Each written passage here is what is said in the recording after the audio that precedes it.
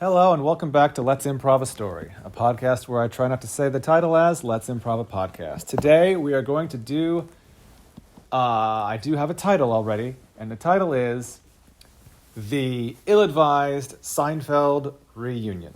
So on this podcast we try to do something that could be actually made or could have been made, etc., greenlit, published, etc., etc., and a Seinfeld reunion is something that certainly could have been made almost literally at any time since the last episode of Seinfeld. Now, it almost certainly never will. The cast won't do it. And, almost certainly for good reasons. They kind of did a sort of like have your cake and eat it too version on Curb Your Enthusiasm, which was a ton of fun. Either way. And let's maybe try to keep this one to sitcom length since we're talking about a sitcom. Though, if you're going to do a Seinfeld reunion, you do have to consider the fact that, we're assuming we're in the alternate universe where the cast does want to do it. And I guess Larry David as well. So in this alternate universe where they do want to do it, how would it be done? First things you got to do are figure out something like length. It probably shouldn't just be like a 19 to 22 minute sitcom length. Should probably be, something in the sort of movie length, though it probably shouldn't be a movie. You're really breaking the Seinfeld format there.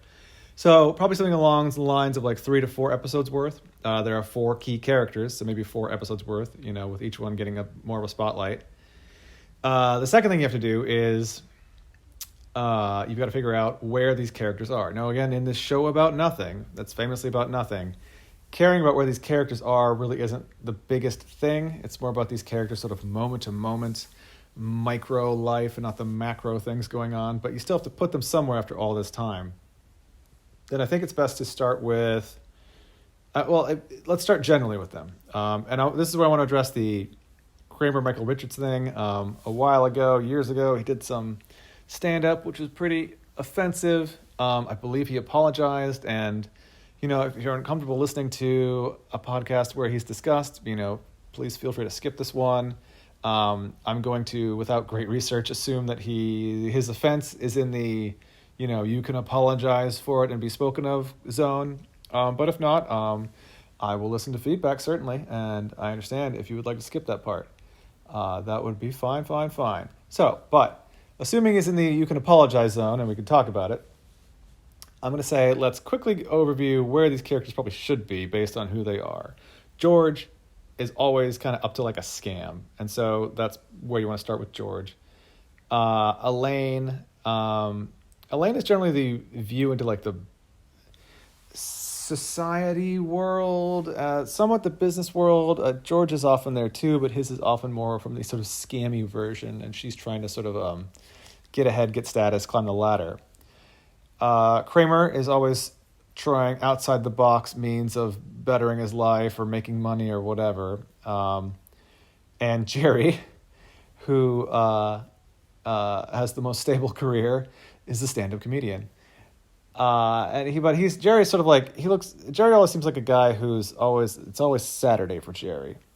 So that's generally, the framework for their life and where they would be. So then you run down in a little more specificity, like what would be George's scam? One of the biggest scams recently in the last few years, one of the biggest areas that has had scams and also has had successes and et cetera, is Bitcoin. And, the idea, but it's also, if George has like a George coin, that's kind of like a joke from 5 years ago.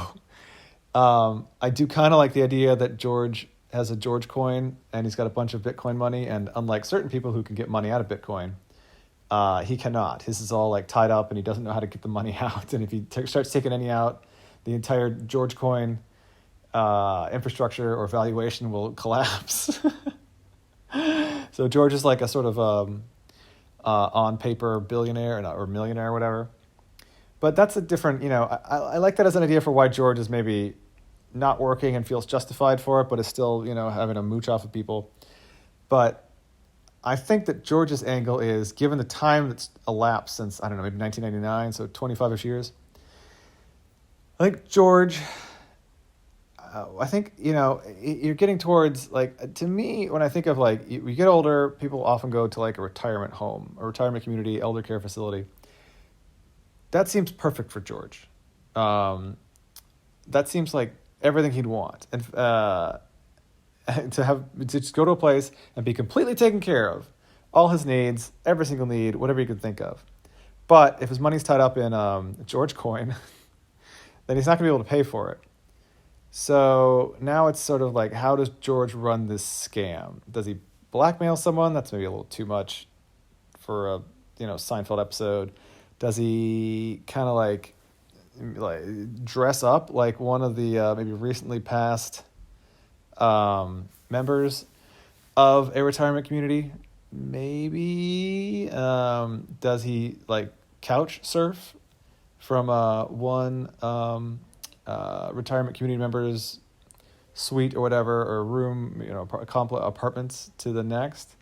Yeah, and maybe he does all these things. But anyway, I like the idea of him being like, it's perfect, Jerry.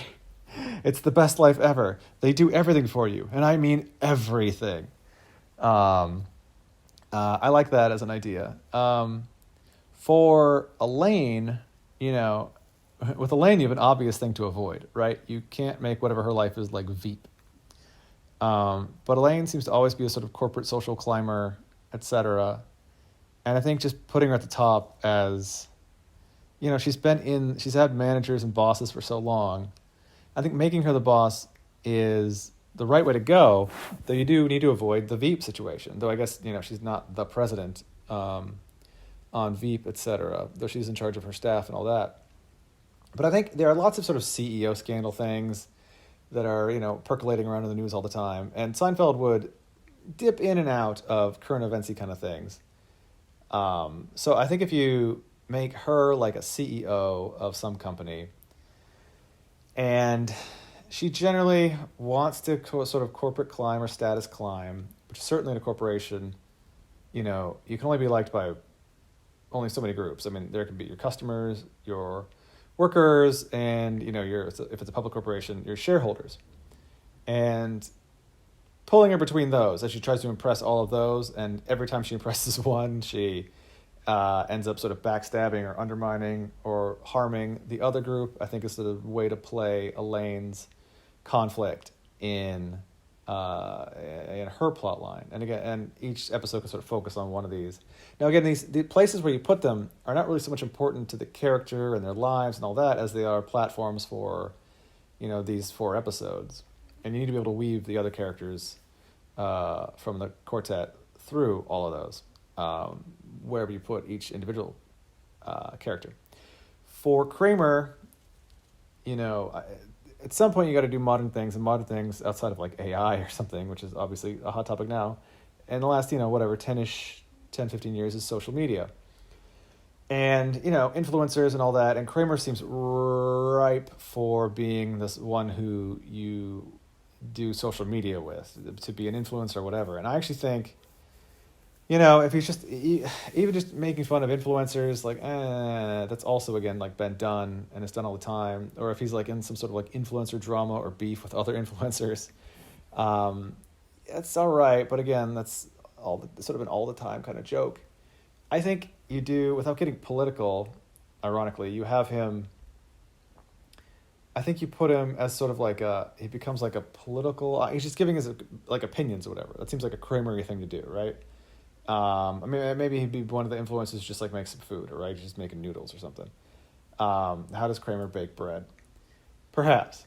But I do like the idea, and it's 2024, so it's top of mind, that he is like running for president from his couch.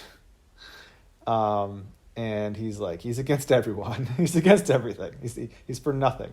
He's against it all. He's for things being good, and everything else he's not for. It's not the way to do it.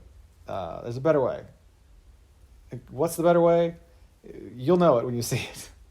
Kramer, 2020, whatever. I like that idea. And, you could intermix him with like Elaine. He could have early on in an early episode, she could be like, "Oh, you're running for president?" He's like, "Yeah, there was an online poll. I'm polling at like, 0.2%. She's like, oh, okay, sure. Well, do you want a donation? She says sort of jokingly, and he's like, no, no, I don't take any money from fat cats. And she's like, okay, all right, sure. Um, um, let's see. Speaking of that, I do like the idea that like the opening of it should be something along the lines of like Jerry's like maybe it's almost like the end of Cheers, but in reverse. Like turning the lights on in his apartment, and I don't know, like grabbing some cereal or something out of the cabinet, and Kramer bursts through the door and says, like, "Oh, you're back," and then you just go along normally. That's just a, that's maybe too much of a meta nod, but yeah, why not? And you get the sort of Kramer intro out of the way, which is always a big deal in the show. For Jerry and his plot line, for a man whose every day is Saturday, he, I always think of Jerry along the lines of like, yeah, Jerry, whether he doesn't like close talkers or he doesn't want to mix his peas and his carrots or whatever on the plate, or every time he loses a $20 bill, he'll just find one. Everything evens out for him in the end. Him having something kind of, well, you have to deal with the fact, like, has he changed his Jerry-ness, right? Has he, like the real Jerry Seinfeld, and it's kind of funny that this show has two people who have alternate personalities with their names. I mean, just the way that, like, there used to be a Stephen Colbert, now there's just Stephen Colbert. And there is a Larry David, the character, and also Larry David. There's a Jerry Seinfeld, the character, and Jerry Seinfeld, the person. And the person has, he's gotten married and had kids and done things that Jerry, the character from Seinfeld, the show, would have never done. Well, seemingly never done. I mean, Jerry, the human, had never done them until he did them. So you want to ask yourself, like, is Jerry, like, married with kids? And it doesn't feel like the Jerry, the character, and what they would do. So I think Jerry's more along the lines of, like, Jerry often he slides into situations that are a little unusual, but work well. He doesn't get too out of line. I mean, he doesn't run scams like George. He doesn't try wacky ideas or Hail Marys like Kramer. He'll get swept up in them, sure. And he's not, like, obsessed with sort of status and social climbing like Elaine, though he doesn't want to sink his status to sink too low or something like that. But Jerry often finds himself in sort of, like, I don't know, situations that make the other characters jealous. And that's always sort of a fun position for him to be in. He's very amusing in that role. And I think a situation where he's attached to someone and, like, he's like in sort of like the perfect Jerry relationship, to which others can be jealous of. And let's see. So,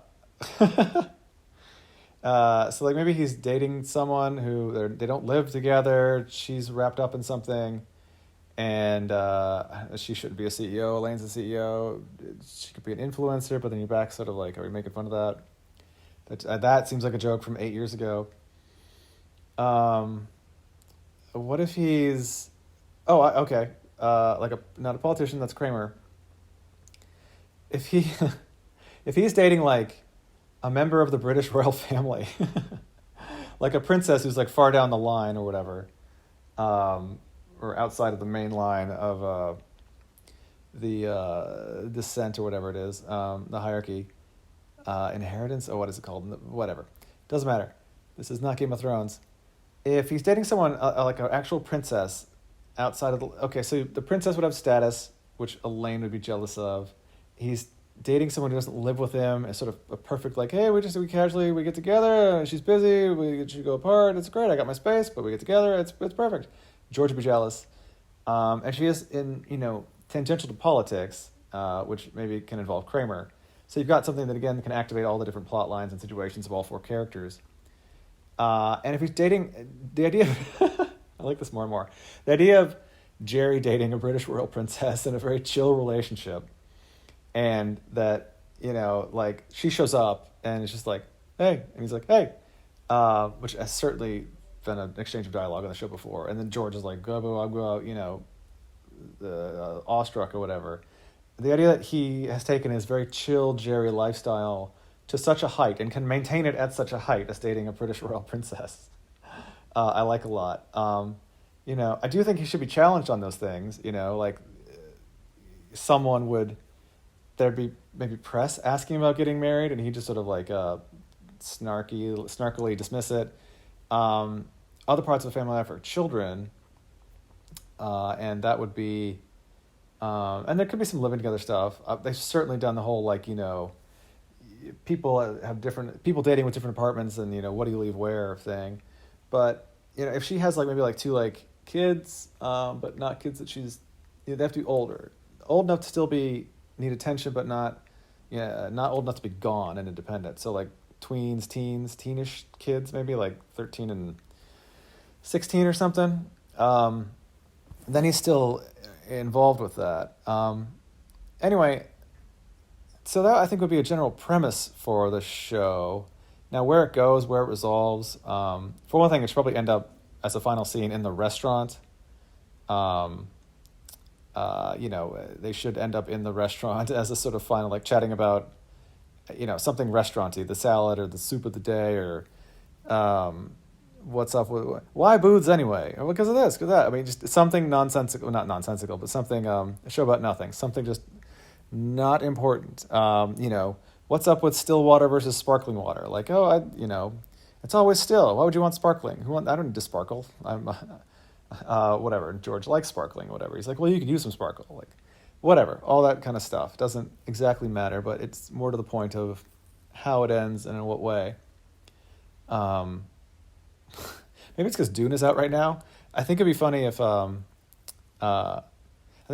if George pitched Jerry on Seinfeld Jr. Since we're doing a continuation of Seinfeld, it'd be funny if there was a running plot line within it about the continuation of Seinfeld in some capacity, and the show within the show that they pitched and started up.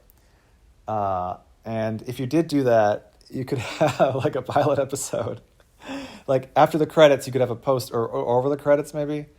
A scene where like you've got like, I don't know, like Tom Holland and Timothée Chalamet seated in a recreation of the like Seinfeld pilot, not quite restaurant, just doing the same dialogue. And then maybe like halfway through, because I mean, they probably won't both want to be George, both want to be Jerry. They just stand up and change sides and just start doing the other's dialogue. And I don't know, you can cut away to a famous director or something like that in the director's chair. Like, I don't know, can you cut away to Steven Spielberg just like shrugging, like, huh? Or somebody, I don't know, can you drag a green screen out to their house with a director's chair and get them to do a 3-second take? But to resolve these other plot lines, I don't know, maybe George leads like a sort of like elder revolt on prices at the elder care facility or something, or I don't know. I'm not quite know where his scam goes. Maybe I don't know. Elaine probably has to like, she probably promises the shareholders greater dividends, and she'll lay people off. And then she does layoffs, but then promises no more layoffs and raises to the workers. But then there's like a downturn. And so, her CFO is like, well, you know what you have to do. And she's like, breathing through her teeth, like, layoffs. And then she has to go back and lay more people off. And all this. And she can certainly be caught on a hot mic or something, like dissing the shareholders or whatever, in some capacity for their just, how they dress or how they talk or how they eat or something like that. Maybe there's like a shareholder lunch.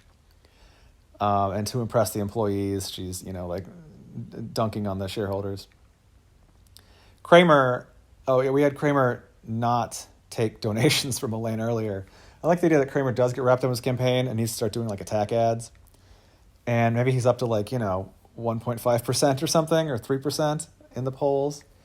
And I would say that he ends up like running to Elaine's business. Maybe she's like about to get in the elevator and is like, Elaine, I need a donation.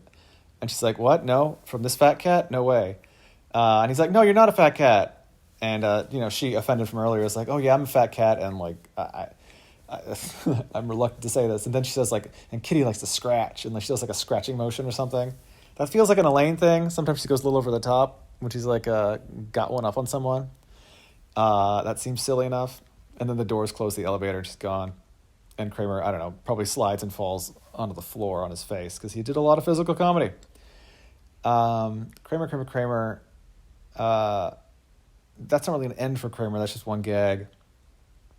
maybe Kramer ends up. I mean, I guess the joke in politics is you end up vice president, so Kramer should end up as the vice president. And they can be at the restaurant at the end or something, watching highlights from an inauguration or something. And we don't see who's the president and all that stuff, but you just see a silly Kramer smiling and waving on TV thing as he takes the oath of office. Which, I don't know, seems hilarious to me, with a big goofy grin. And then he, shows up in like a nice suit at the restaurant, and maybe George is peeling off like fake eyebrows or something as he is continuing to pretend to be an elder in an elder care facility. And yeah, I mean, that's about all I have for all the different ways you can go. And we're about sitcom length right now, so I do think you just ending it in the right spot, like the literal right location with all four of them together, talking about nothing, is the proper ending for a show about nothing. I mean, ending everything with where they began or the major locations. I mean, it can be, kudos to them for trying something different. That final episode is, I mean, it's weird that they're in the Gilmore Girls Stars Hollow, or what would soon be that. But the final episode did take them out of their element, and a show is a sitcom show like that, especially with 20 plus episodes a season for season to season. It's like an assembly line to a degree. You're making a similar thing again and again, and you're really good at making that thing. So when you take your characters out of their elements, out of New York, out of their apartment, put them in a different format, they're not like bouncing around their different sort of environs in New York and what they do and their lives there, but they're on trial, which you can see as a fun idea. And then, but if you're going to put them on trial, you should have something. It should be in New York, and it should be more of like a metaphorical trial. It shouldn't be a literal trial. That's kind of bonkers. They should be, I don't know, there's like a hot new store or something, and like someone's at a counter raised up high, and they've got a stapler or some gavel-like thing, and they end up sort of like, you realize that they're arbitrating an argument that the quartet, the four of them, why am I calling them a quartet? Jerry, Elaine, Kramer, and George are having with other characters or such and such.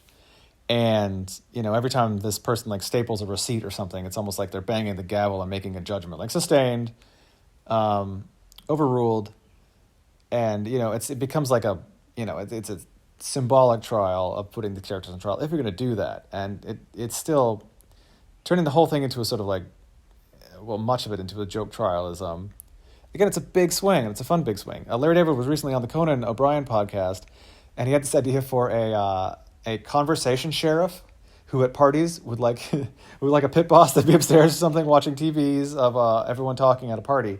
And whenever the chit chat got bad, the conversation sheriff would swoop in and be like, "I'm breaking this up. It's done. You're done. This conversation is over." And instead of, because it's hard to get out of a conversations that's sort of petering out. Anyway, now we have exceeded sitcom length, and we're going to get yelled at by our affiliates and advertisers. But yeah, I think that's a decent shot at like an ill-advised or the ill-advised Seinfeld reunion, which it should be the title. Just own it if you're going to do it.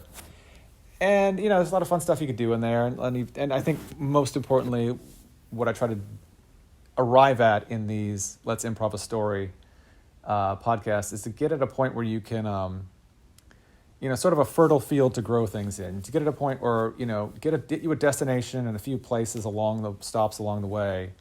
Or as I quite often say, like sort of build a Christmas tree, and from there you can decorate it and hang things on it. But you've got something sturdy, you've got the shape of it, and now you just got to iron out details and fill in the things you need to do. So there you go. That's the ill-advised Seinfeld reunion, where they all have where it's 4 episodes, and each one lives in their 4 different kind of lives or locations or situations. And, what happens with Jerry and the royal princess? Well, thinking about their left in jail situation at the end of the Seinfeld finale, Jerry, who everything ends up perfect for, there is an element of like, what if she does have 2 kids, he somehow gets involved with them, the why, I mean, they could get married, but he'd kind of try to wriggle out of that. If she, oh no, oh no, if she had like a Princess Di situation, which I guess is still kind of recently in memory because it was on The Crown in the recent seasons, if she passed away and then she had 2 children, and it became a sort of a public outcry that Jerry should be the one. Well, that Jerry should look after the children, and he's all they have. He's been in their lives for years. He's like a father to them, and so Jerry finds himself through public pressure having to like adopt these children, these teens, and so one of Jerry's later scenes is him just trying to get all their lunches made and them up and to school and ready, and but you don't want to. Obviously, Jerry would be a little like and he wouldn't quite want that, and you don't want to put him in a situation where he's just dunking on parenting exactly, but he's just doing it. But you want. I mean, you can see him just sort of like, it's a show about nothing, going on about nothing related to like their lunch boxes and why, or anything. It's like, why is your homework like this? Why do you have this kind of homework? Why would this homework come home on like a Tuesday night? It could be a Friday night. You could do it for Monday, like all kinds of things that you can do. I mean, you start to slide into a Jerry Seinfeld impression, which is a ton of fun. But like, you could then have him having a sort of Seinfeldian conversation with one of the teens. And I don't know, in the background, the other teen is doing the Elaine dance for TikTok or something, which is sometimes you just do the broad jokes, right? Just if it's a low-hanging fruit, eat it. So yeah, I like the idea he's almost in a situation he wanted to avoid, but he actually has now like a son or whatever. He's having a sort of Jerry and George enjoyable repartee kind of back and forth witty conversation with about nothing. Why are practices at 5:30? Why is the practice at 4:30 or 3:30? Why isn't it right after school? You're going to come home from school and go back to the practice? So I got to go there to get you. What are we going to do with that? This is ridiculous. Why? Who schedules these things? Is there a bar on campus? Can you go to the bar for an hour? Just ridiculous stuff. But Seinfeld stuff. I like that idea a lot as an ending for Jerry's plot. And yeah, Kramer's vice president. George is, I guess, secretly pretending to be an older person. And Elaine is dealing with a shareholder revolt, a merger. I'm not quite sure what Elaine's comeuppance would be. She has to cross a picket line. Elaine's comeuppance, probably something to do with the SEC. I don't know. I guess, the Veep thing is right there. Maybe she gets hauled in front of Congress. Congress, sometimes rightly, sometimes for show, likes to haul CEOs in before Congress. So her treatment and both sides would be mad at her. One side that's more shareholder friendly would be getting her on that. And the other side's more worker friendly, would be getting on her on that, fully exposing the fact that she's sort of playing both sides of her social base at her work between the workers and the shareholders, et cetera, et cetera. So there we go. Before we get to the length of a double-sized episode of a sitcom, let us leave and roll credits. And you all have a great week. This has been Let's Improv a Story. I'm online as Throwaway Lines, as always, and I'll see you next time.